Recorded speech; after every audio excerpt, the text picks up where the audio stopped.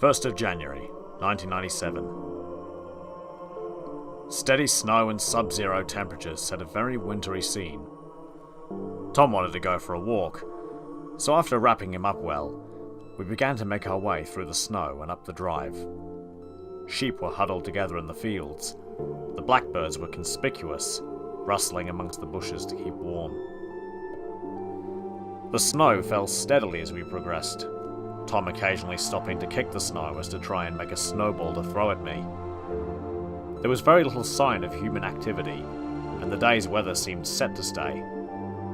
We eventually arrived at the pond. The air was still and the snow fell gently amongst the trees. Tom was in high spirits but bemused by the disappearance of the pond. It had iced over, and also had a generous layer of freshly fallen snow.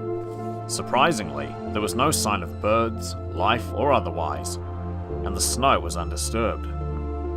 The leaves of the evergreens were well laden with no sign of thaw. It was very quiet and calm, which was quite unusual. I don't suppose Tom noticed this, but the noise amongst the trees was quite captivating.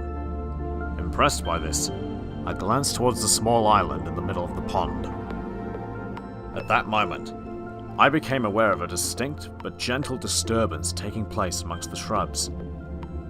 Progressively, something moved across the island, shaking noticeably the bushes in its path and causing the snow on the branches and leaves to fall off. I thought instantly that perhaps it was a small flock of birds, but when the disturbance moved across the pond, the short distance to the path in front of us, there was nothing to be seen. The grass and bushes all shuddered and shed their snow as it moved through the trees by us and then across the adjacent field towards a small copse of rhododendrons. I was very impressed by this and considered what might have caused this activity. There was no wind, and the activity was so focused. I find it impossible to explain. It was a very pleasing experience, neither frightening nor astonishing, but somehow it was very special.